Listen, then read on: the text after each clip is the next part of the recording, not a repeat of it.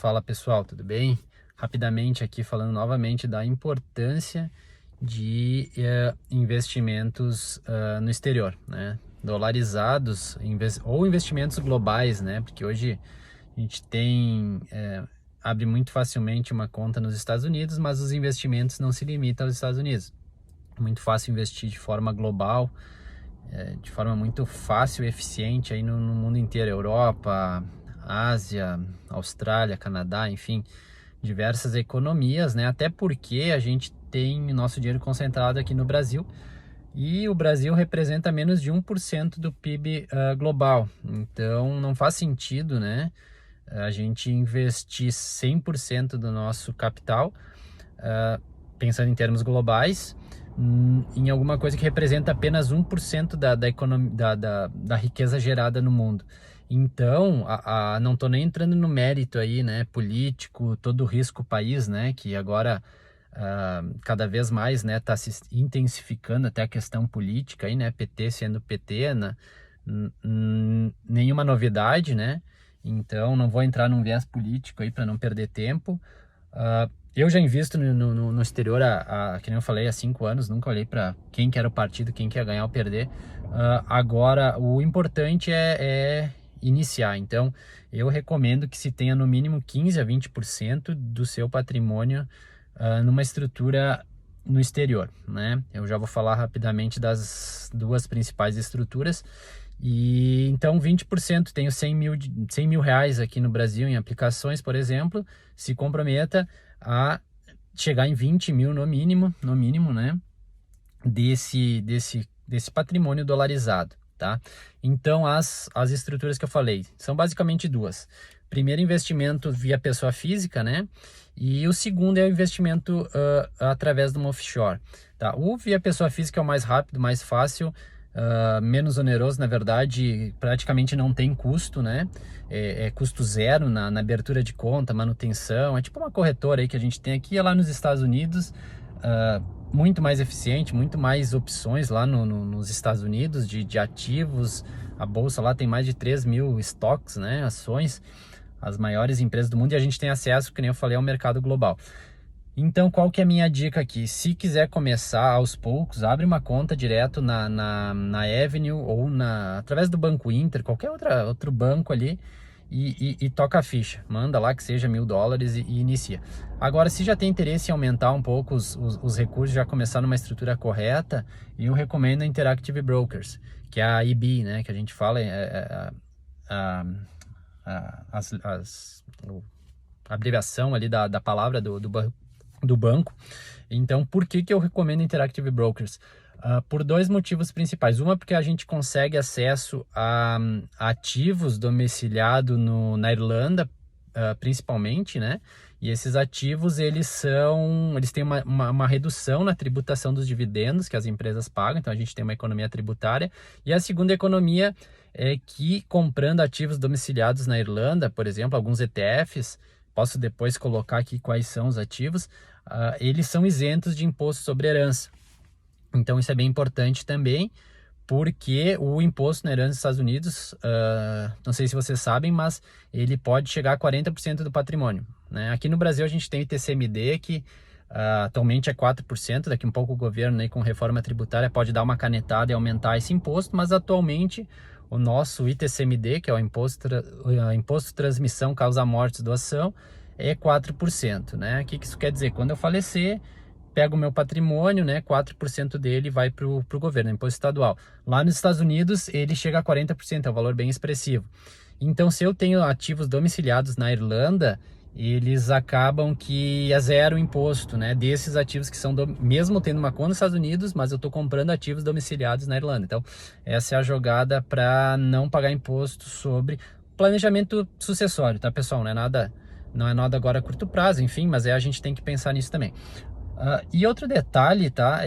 Na abertura, se for abrir pela Interactive Brokers, é sempre que nessa Banco Inter, Avenue, eu não vejo muito essa pergunta, mas tem uma pergunta que eles fazem que é Joint Tenant with Right of Survivorship, que é JTWORS, eles usam a sigla, né? Então, que isso quer dizer? É tipo uma conta conjunta aqui do Brasil. Então, por exemplo, qual que é a vantagem disso?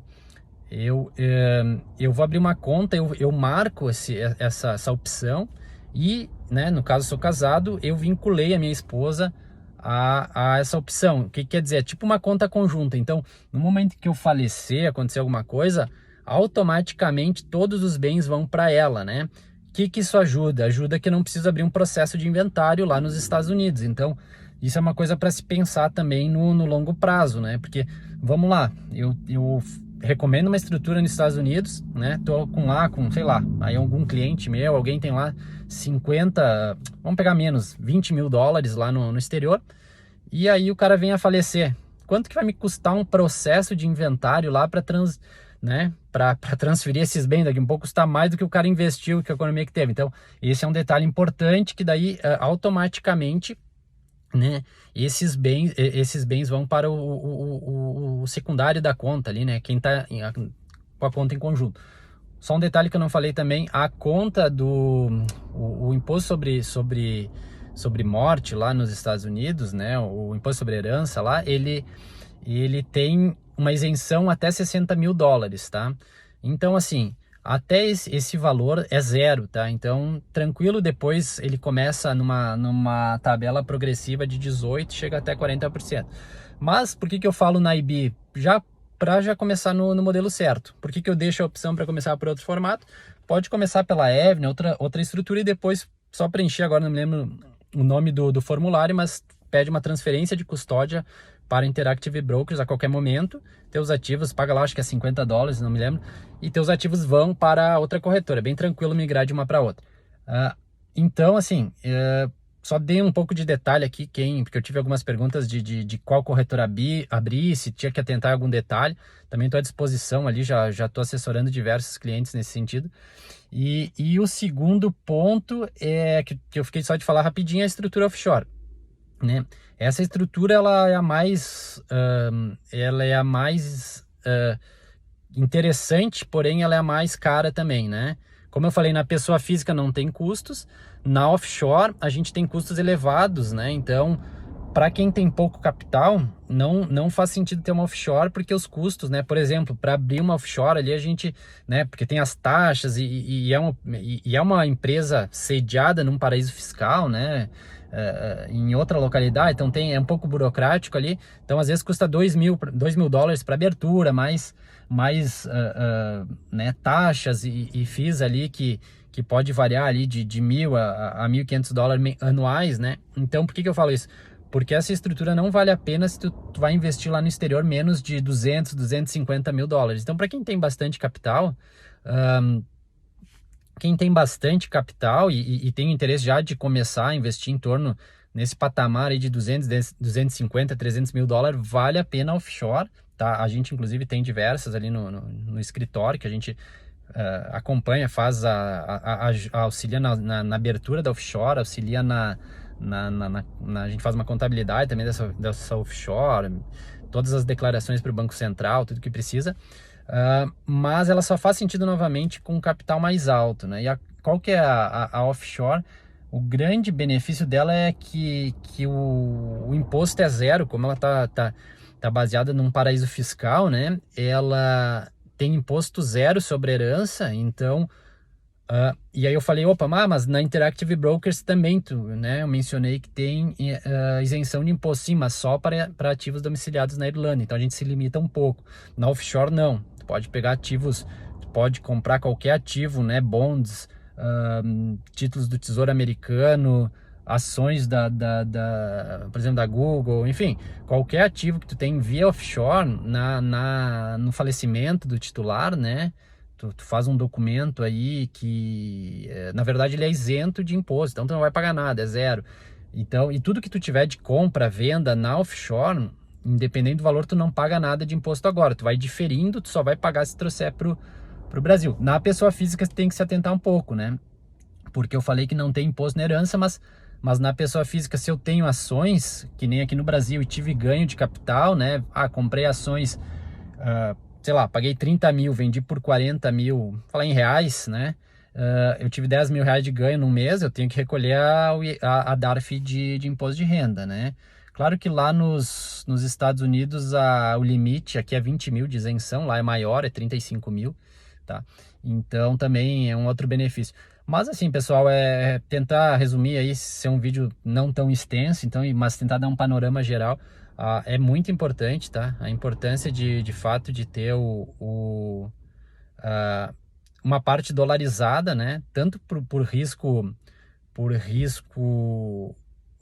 do nosso país, né? Nossa moeda, principalmente. Tem um fato curioso da nossa moeda é que hoje aí tá, né? A nossa moeda, a gente precisa aí de um pouco mais de R$ 5, 5,50 para comprar um dólar.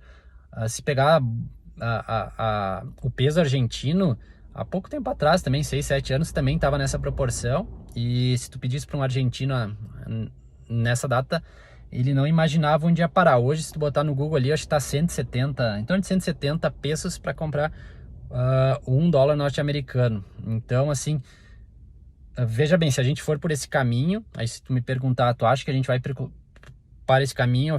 Eu respondo que eu acho que não, que é um caminho, a possibilidade existe, mas ele não é provável. Então, assim, existe a possibilidade, mas a probabilidade eu acredito que seja baixa, mas tendo a possibilidade, né, a gente tem que estar, e por isso a importância de ter investimentos em dólar, serve como um hedge, porque daí, se nossa moeda desvaloriza muito, a gente tem o dólar ali que protege a nossa carteira, né?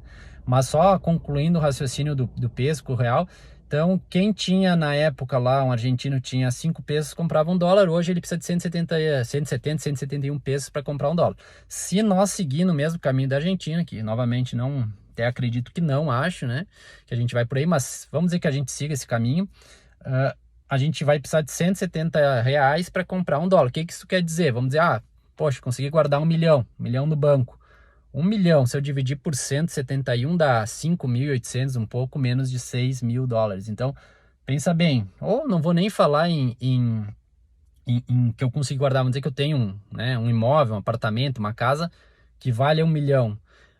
Daqui a alguns anos, se a gente seguir esse caminho, eu vou dizer, bom, beleza, tu quer me vender essa casa por 6 mil dólares, eu compro. Então, tu imagina só o caos que pode ser. Sim, não vamos pagar para ver, a ideia também não é se apavorar nada, é manter a estratégia, né? No mínimo 15 a 20% inicial de dolarizado, e é isso aí. Bom, tentei ser breve aqui, me estendi um pouco, mas espero ter ajudado aí. Um abraço.